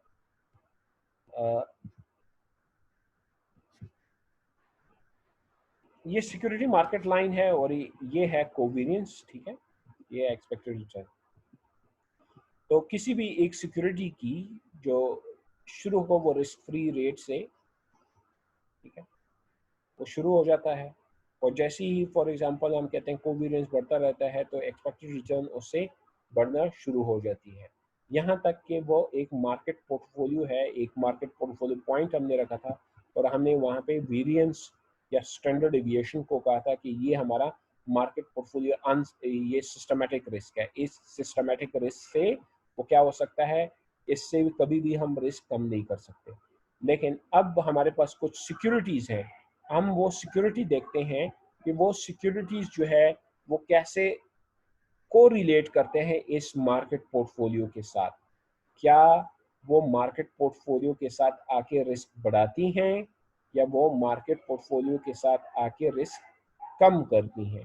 तो इस रिस्क बढ़ाने और रिस्क कम करने के लिए हम अब सीखेंगे कि बीटा कैसे कैलकुलेट होगा। ठीक है, तो सिक्योरिटी मार्केट लाइन वही कैपिटल मार्केट लाइन से ही हम क्या कर रहे हैं, इसको कैलकुलेट कर रहे हैं। और अब हम कहते हैं कि हमारा expected return of any security is equal to risk free rate plus premium, उस पर जितना भी प्रीमियम है, लेकिन वो प्रीमियम पे मल्टीप्लाई होगा कोवेरिएंस के साथ, जो हमारा उस सिक्योरिटी का कोवेरिएंस है किसके साथ, मार्केट पोर्टफोलियो के साथ। ठीक है, ये देखें ये क्या है, ये है रिस्क प्रीमियम। ठीक है, और ये रिस्क प्रीमियम मल्टीप्लाई हो रहा है किसके साथ, ये कोवेरिएंस की वो सिक्योरिटी कितना क्या कर रही है, कोवेरिएट कर रही है किसके साथ, मार्केट के साथ। तो अगर इसको हम रीराइट करें तो कोवेरिएंस और इसको हम एक साइड पे ले जाएं और ये रिस्क प्रीमियम को दूसरी साइड पे ले जाएं, तो हमारे पास covariance of I and market portfolio divide by the variance of market portfolio will become, इस टर्म को हम कहते हैं ये है बीटा। इस टर्म को क्या कहते हैं, बीटा। ठीक है, यानी ये वेरिएंस, एक वेरिएशन के लिए one unit of variation will have how much covariation of that security in the market, वो बीटा के साथ हम क्या करेंगे, रिप्रेजेंट करेंगे। तो हमारे पास एक capital pricing, capital asset pricing model बन गया है और ये कैपिटल एसेट प्राइसिंग मॉडल हमें ये बता रहा है कि कोई भी expected return of security is equal to risk free rate plus its beta. Beta क्या क्या मतलब कि वो कितना को वेरिएट कर रहा है, को वेरी कर रहा है मार्केट के साथ, multiply by the risk premium. तो keep it mind, risk premium तो हमने कहा कि वो क्या है कि कितना वो क्या करना चाहते हैं, रिस्क फ्री रेट पे कितना मैक्सिमम कमाना चाहते हैं। अब हर एक सिक्योरिटी के साथ वो एक एक जितना रिस्क प्रीमियम नहीं चार्ज करना चाहते हैं, जितनी लेसर सिक्योरिटी रिस्क होगा तो उतना ही वो प्रीमियम कम चार्ज करेंगे, जितना ज़्यादा होगा तो वो उतना ही ज़्यादा चार्ज करेंगे। तो एक्चुअली जो बीटा अगर 1 हो जाए तो हम कहते हैं 100% क्या होगा, रिस्क प्रीमियम होगा। और अगर बीटा कम होना शुरू हो जाएगा तो हम कहेंगे रिस्क प्रीमियम कम होना शुरू हो जाए। और अगर ये बीटा 1 से ज़्यादा होना शुरू हो जाएगा तो हम कहेंगे फिर रिस्क प्रीमियम ज़्यादा होना शुरू है। तो बीटा एक्चुअली फिर हमें क्या बता रहा है, हमें बता रहा है कि हमारी ये जो सिक्योरिटी है ये मार्केट के साथ कैसे कोवेरिएट कर रही है। पॉजिटिवली कोरिलेट कर रही है, नेगेटिवली कोरिलेट कर रही है, या इसका कोवेरियंस पॉजिटिव है या नेगेटिव है। यानी अगर वो मार्केट में रिस्क बढ़ता है तो इसमें उससे ज़्यादा रिस्क बढ़ने की चांसेस हैं, तो हम कहते हैं कि इस पे फिर रिस्क प्रीमियम भी ज़्यादा लगेगा। अगर हम कहते हैं कि मार्केट में रिस्क बढ़ता है, यानी सिस्टमेटिक रिस्क अगर बढ़ता है, लेकिन इसमें जो अपना रिस्क है वो उस लिहाज से इतना नहीं बढ़ता, तो हम कहेंगे कि ये जो है वो सिक्योरिटी कंसिडर की जाएगी, तो उसमें इतना रिस्क प्रीमियम चार्ज नहीं होगा। तो actually that is a slope और coefficient of risk premium. What is beta? और coefficient of risk premium.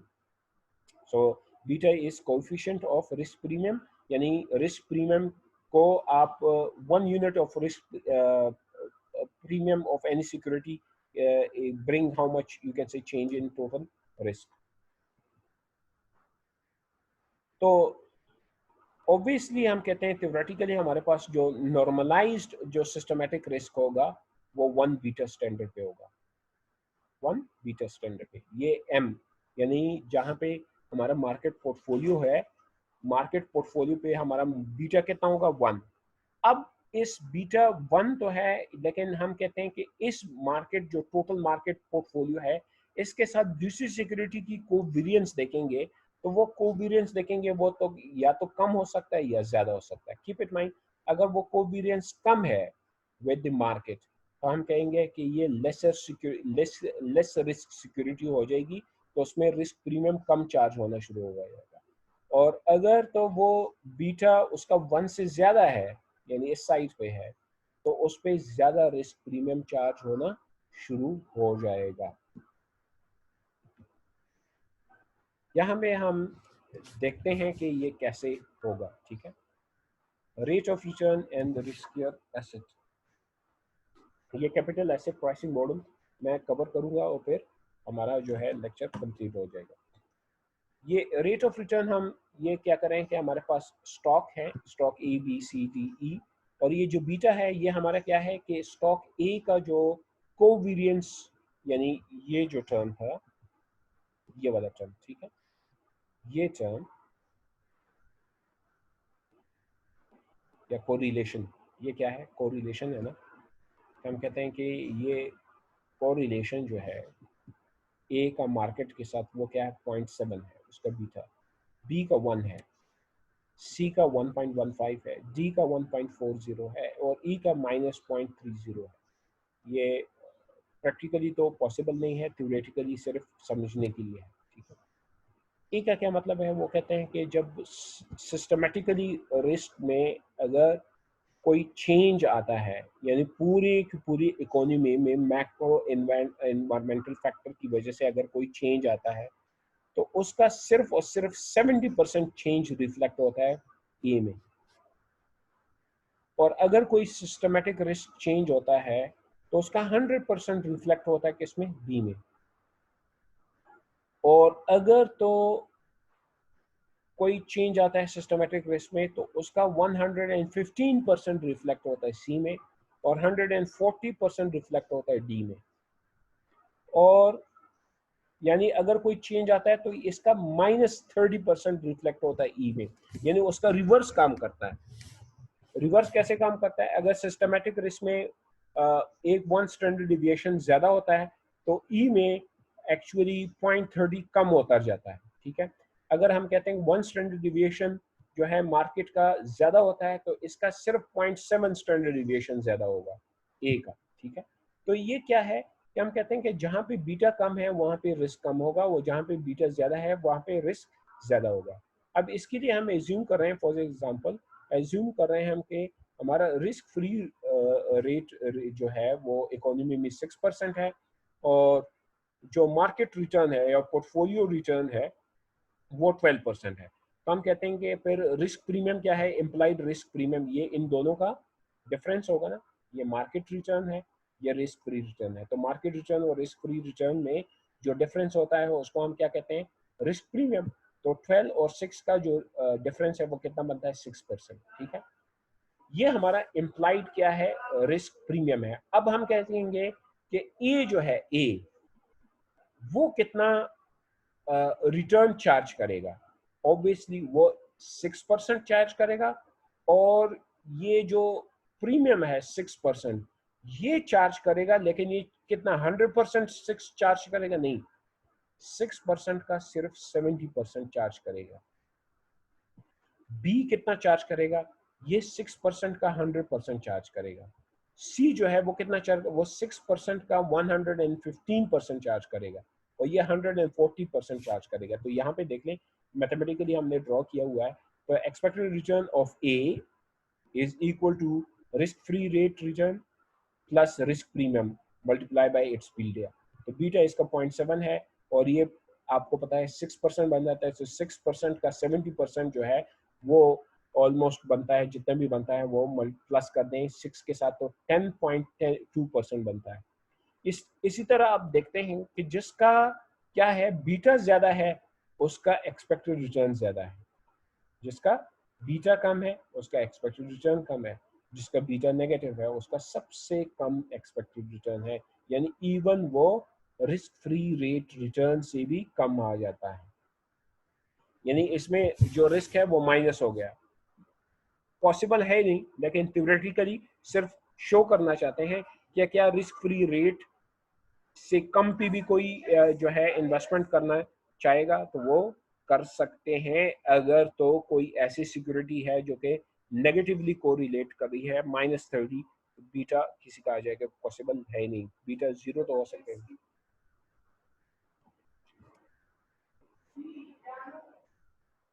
So determining expected rate of return in equilibrium, मैं यहाँ पे इसको इसको देख लेते हैं। In equilibrium all asset and all portfolio of asset should plot on security market line. ठीक है, इन इक्विलिब्रियम आपको मैंने बताया था कि सारे के सारी जितनी भी एसेट्स हैं वो अपने ट्रू नेचर को क्या करें, प्रेजेंट कर रहे हैं। प्रेजेंट मतलब ये है कि वो ओवर प्राइस नहीं है, जो उसका रिटर्न है उसी के लिहाज से उसका जो है प्राइसेस लगी हुई है। तो कोई ओवर प्राइस नहीं है, कोई अंडर प्राइस नहीं है। तो इक्विलिब्रियम पे अगर इक्विलिब्रियम होगा तो सारे की सारी जो सिक्योरिटी और सिक्योरिटी मार्केट लाइन के ऊपर होंगी। ठीक है, तो इसका मतलब क्या है कि सिक्योरिटी मार्केट लाइन से अगर कोई ऊपर है या नीचे है तो हम कहेंगे वो डिसइक्विलिब्रियम होगा। तो या तो वो ओवर प्राइस्ड हो गई है या अंडर प्राइस हो गई है। Any security with an estimated return that plots above the security market line is underpriced। यानी अगर वो सिक्योरिटी मार्केट लाइन के अबव है तो वो अंडर प्राइस है, और अगर वो सिक्योरिटी मार्केट लाइन की बिलो है तो वो ओवर प्राइस्ड है। ये अंडर प्राइस और ओवर प्राइस कैसे? जैसे हमने कहा कि अगर तो ये एक सिक्योरिटी मार्केट लाइन है, अगर कोई एसेट यहाँ पे है और कोई एसेट यहाँ पे है और कोई एसेट यहाँ पे है, तो फॉर एग्जांपल हम कहते हैं ये है ए, ये है बी और ये है सी। अगर ये सिक्योरिटी मार्केट लाइन के ऊपर है ए, तो हम कहते हैं ये इक्विलिब्रियम में है, इसकी प्राइस इसके रिस्क और इसके रिटर्न के लिहाज से बिल्कुल सूटेड है, यानी इस पे जितना रिस्क प्रीमियम चार्ज हो रहा है वो सही है। ये जो बी है ये क्या है, बिलो क्या है, above the security market line है, ये एसएमएल है। ठीक है, सिक्योरिटी मार्केट लाइन। तो बी जो है वो सिक्योरिटी मार्केट लाइन के ऊपर है, तो हम कहेंगे ये क्या हुआ है, ये अंडर प्राइस हो चुका हुआ है, ये अंडर प्राइस सिक्योरिटी है। अंडर प्राइस सिक्योरिटी क्यों है? ये अंडर प्राइस सिक्योरिटी इसलिए है कि ये सबसे हाई रिटर्न और लोअर क्या दे रही है, रिस्क दे रही है। Highest return, lowest risk. ठीक है, ये एक्सपेक्टेड रिटर्न है और ये स्टैंडर्ड डेविएशन रिस्क है। तो हम कहेंगे बी क्या दे रही है, highest return with the lowest available risk है, तो हम कहेंगे कि ये अंडर प्राइस है, इसकी कीमत ज्यादा लगानी चाहिए लोगों को। वेयर एज अगर सी को देखें, सी ये lowest return highest risk they रही है, तो ये क्या हुई है, ये ओवर प्राइस हुई। ये अंडर प्राइस ओवर प्राइस हमने किस लिहाज से कैलकुलेट किया, ये एक्सपेक्टेड रिटर्न के लिहाज से और ये एक्सपेक्टेड रिटर्न ऑफ आई में एक और चीज़, और वो क्या है? प्रीमियम। ठीक है, रिस्क प्रीमियम।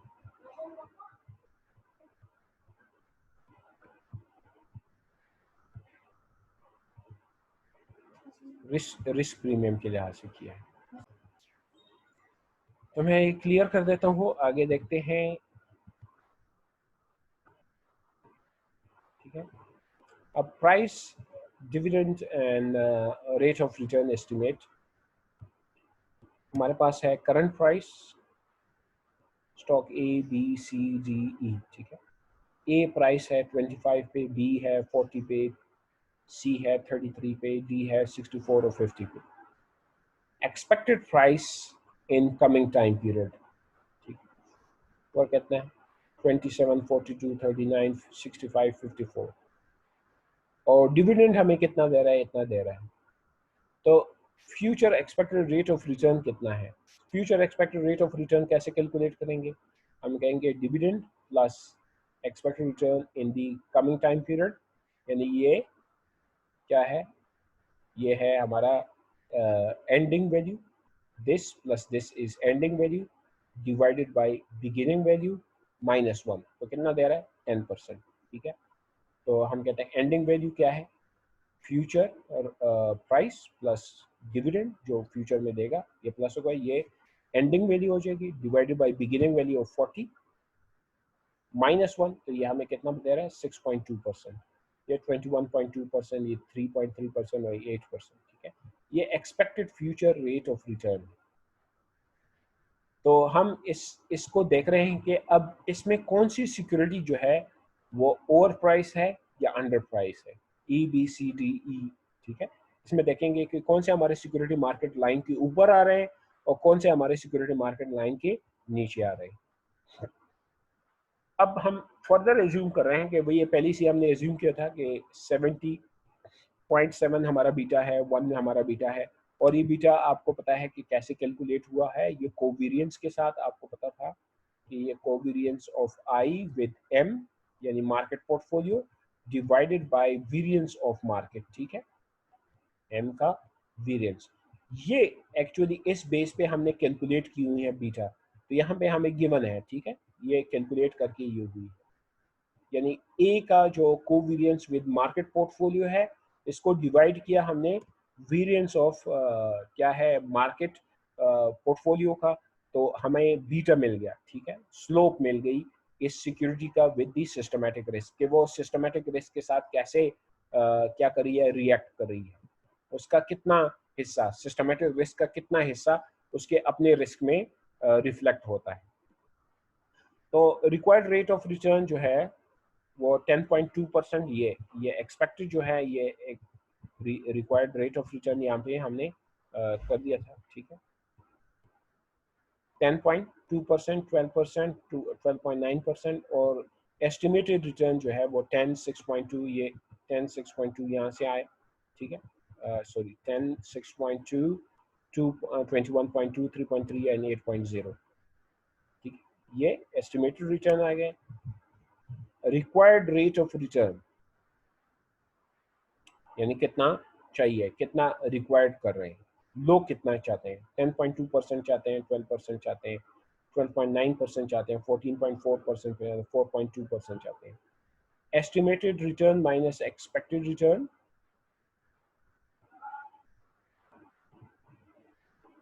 अच्छा, ये एक्चुअली कैलकुलेट कैसे हुए? अब ये देखें, ये 10 मल्टीप्लाई बाय 70% ऑफ क्या है?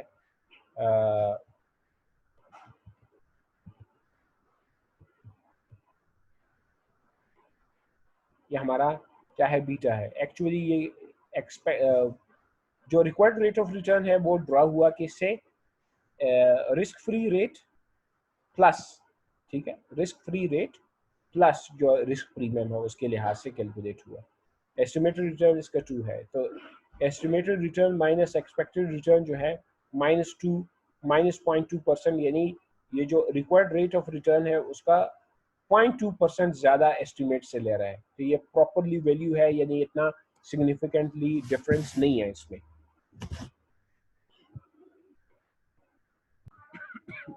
अच्छा, ये जो रिक्वायर्ड रेट ऑफ रिटर्न है, ये हमने पिछली जो स्लाइड है यहाँ पे कैलकुलेट की हुई है, ठीक है। ये क्या है हमारे, ये है rate of return for riskier security, ठीक है, determining the expected rate of return. ये हमने क्या किए थे, बीटा के मुताबिक कैलकुलेट कर दिए थे कि ए पे कितना चाहिए, 10.2%, 12%, 12.9%, 14.4% और 4.2%, ये चाहिए थे बीटा के लिहाज से, ठीक है। ये हम कह रहे हैं कि बीटा जो हमने सेट किया हुआ है इन सिक्योरिटी की, उसके लिहाज से इनकी ये क्या हो चाहिए, रिक्वायर्ड रेट ऑफ रिटर्न होने चाहिए, या एक्सपेक्ट किया जाता है इनसे इतना रिटर्न ये देंगे, ठीक है। ये बीटा पे हमने कैलकुलेट किया। अब दूसरे हमने कैलकुलेट किए कि इसकी जो फ्यूचर प्राइस है उसका और इसमें जो डिविडेंड मिलेगा उस पर, तो हम कहते हैं कि जो हम एक्सपेक्ट कर रहे हैं वो कितना एक्सपेक्ट कर रहे हैं कि ये 10% देगा, 6.2% देगा, 21.2%, 3 और 8। और यहाँ पे हम क्या कह रहे थे कि हमें रिक्वायर कितना है, 10.2% रिक्वायर है, 12% रिक्वायर है, 12.9%, 14.4% और 4.2, ये हमें रिक्वायर्ड है और ये हम एक्सपेक्ट कर रहे हैं कि इतना मिलेगा, ठीक है। अब दोनों में फर्क है, देखें, ये इनमें और इनमें फर्क है। तो ये फर्क हम कहाँ पे करेंगे, ये फर्क हम देख रहे हैं नेक्स्ट स्लाइड पे, और इसमें देखेंगे कि ये ओवर प्राइस्ड हो गई हैं या अंडर प्राइस हो गई हैं, ठीक है। अब ये देखें 10.2% और 10% में इतना, इसमें कोई फर्क, सिग्निफिकेंटली कोई फर्क है ही नहीं, तो हम कहते हैं ये प्रॉपरली वैल्यूड सिक्योरिटी है। यानी जो ए है वो 70% बीटा के साथ हमारा रिक्वायर्ड रेट ऑफ रिटर्न 10.2% था, और इसमें जो हम एस्टिमेट कर रहे हैं वो 10% आ रहा है, तो इसमें जो वैल्यूएशन है वो सही हुई है। वेयर एज जो बीटा, जो बी सिक्योरिटी है उसका बीटा 1 था, उसकी जो हमने required rate of return calculate की थी रिस्क प्रीमियम के लिहाज से और रिस्क फ्री रेट के लिहाज से, वो 12% की थी। और हम अब इसकी जो फ्यूचर प्राइस है और इसका डिविडेंड है उसके मुताबिक हमने देखा कि ये तो दे रही है हमें 6.2%, हमें चाहिए कितना, 12%, ये दे कितनी रही है, 6.2%। तो क्या है, estimated required, estimated return minus expected return, ये है एस्टिमेटेड माइनस एक्सपेक्टेड, तो -5.8%, ये क्या है, ये ओवर वैल्यू सिक्योरिटी आ गई, ठीक है। ओवर वैल्यूड क्या मतलब है कि ये जो 40 रुपीज हमने रखी हुई थी ये हाईली वैल्यू है, इतनी इसकी नहीं होनी चाहिए, नहीं लोग इस पे तैयार नहीं होंगे खरीदने के लिए, ठीक है। और इसी तरह ये देखें, इसका जो डिफरेंस है, हमारा रिक्वायर्ड था 12.9%, लेकिन ये दे रहा है 21%। रिक्वायर्ड कितना है, 12.9, यानी हम इस पे कितना प्रीमियम चार्ज करना चाहते हैं, वो प्रीमियम, लेकिन ये कितना दे रहा है, 21%। तो हम कह रहे हैं कितना, ये हमें दे रहा है 8.3% एक्स्ट्रा दे रहा है। अगर ये 8.3% एक्स्ट्रा दे रहा है तो ये अंडर वैल्यूड है। अच्छा, यहाँ पे आपने कंफ्यूज नहीं हुआ, आप कहते हैं ये माइनस है तो ओवर वैल्यू, ये पॉजिटिव है तो अंडर वैल्यू है। कीप इट माइंड, आपको वो प्रेजेंट वैल्यू का शुरू से जो मैं आपको कॉन्सेप्ट दे रहा हूँ, प्रेजेंट वैल्यू में जब भी रेट ऑफ रिटर्न ज्यादा होगा तो प्रेजेंट वैल्यू कम होगी, और जब रेट ऑफ रिटर्न कम होगा तो प्रेजेंट वैल्यू क्या होगी, ज्यादा होगी। तो यहाँ पे उस लिहाज से आपने देखना है, ये देखें 12% होना चाहिए, लेकिन इसको डिस्काउंट किया जा रहा है 6.2% पे, यानी 5.8% पे कम किया जा रहा है, तो ये ओवर वैल्यूड है, इसका प्रेजेंट वैल्यू ज्यादा आएगा। और इसको 12.9% के साथ क्या करना चाहिए, डिस्काउंट करना चाहिए था, लेकिन ये 21.2% के साथ डिस्काउंट हो रहा है, तो ये एक्चुअली अंडर वैल्यू है, यानी इसकी प्राइस ज्यादा होनी चाहिए थी। तो ये हमें अब सिक्योरिटी मार्केट लाइन के साथ ओवर वैल्यू अंडर वैल्यू जो है सिक्योरिटी मिलना शुरू हो जाएगी। यही वो सिक्योरिटी मार्केट लाइन है, इस पे हमने प्लॉट किया ए बी सी, और आप देख सकते हैं ए जो है हमारा सिक्योरिटी मार्केट लाइन के ऊपर आ रहा है, सी सिक्योरिटी मार्केट लाइन के नहीं, जो ए है सिक्योरिटी मार्केट लाइन पर ही आ रहा है, सी जो है वो सिक्योरिटी मार्केट लाइन के ऊपर है और ये नीचे है। तो हम देख रहे हैं कि ये क्या है, ये है हमारे बी और डी, बी और डी ओवर वैल्यू, और सी और ई अंडर वैल्यू, ठीक है। सिक्योरिटी मार्केट लाइन की जो नीचे होगा वो ओवर वैल्यूड स्टॉक है, सिक्योरिटी मार्केट लाइन के ऊपर जो होगा, ठीक है, सिक्योरिटी मार्केट लाइन के जो ऊपर होगा वो अंडर वैल्यू स्टॉक है। तो ये हमारा फाइनल जो है स्लाइड है, यहाँ पे हम कंक्लूड करते हैं एक चीज के साथ, वो ये है कि ये जो हमने पढ़ा इसका क्या मकसद निकलता है। वो मकसद ये निकलता है कि हमारे जो इन्वेस्टर होते हैं वो सिक्योरिटीज की प्राइसेस देखते हैं, security market line, capital market line के साथ, फिर सिक्योरिटी मार्केट लाइन और कैपिटल एसेट प्राइसिंग मॉडल पे हम आ गए। कैपिटल एसेट प्राइसिंग मॉडल ने हमें बीटा बताया, बीटा के साथ हमने रिक्वायर्ड रेट ऑफ रिटर्न देखे। अब हमने कंपैरिजन के साथ हम क्या कर सकते हैं, सिक्योरिटी प्राइसेस देख सकते हैं कि वो ओवर वैल्यूड है या अंडर वैल्यूड है। Keep it mind, these are undervalued and these are overvalued. तो अंडर वैल्यूड को हम क्या करेंगे, खरीदना शुरू कर देंगे, और ओवर वैल्यू को क्या करेंगे, बेचना शुरू कर देंगे। एक और चीज जो आपके लिए क्वेश्चन रह गया, वो आपने ये सोचना है कि हम शॉर्ट कॉल कौन सी सिक्योरिटी पे देंगे, ओवर वैल्यूड पे या अंडर वैल्यूड पे। ये आंसर मैं आपको नहीं बताऊंगा, ये आप खुद जानने की कोशिश करें कि अगर हम शॉर्ट सेल लेना चाहते हैं, शॉर्ट सेल, तो हम कौन सी सिक्योरिटी पे शॉर्ट सेल लेंगे, सीई पे या बीटी पे। ठीक है, टेक गुड केयर। अब यहाँ तक जो है वो आपके एग्जाम में, आपके एग्जाम का हिस्सा है, इसको आप रिव्यू कीजिए, ये लेक्चर कवर कीजिए। साथ ही आपके पास बुक है, जो क्वेश्चन है वो ओपन बुक है, तो आपने एक सिचुएशन आपको दी जाएगी, उस सिचुएशन के मुताबिक आप लोगों ने इसको रिस्पॉन्ड करना है। Wish you good luck for the exam and take good care of yourself. Allah Hafiz.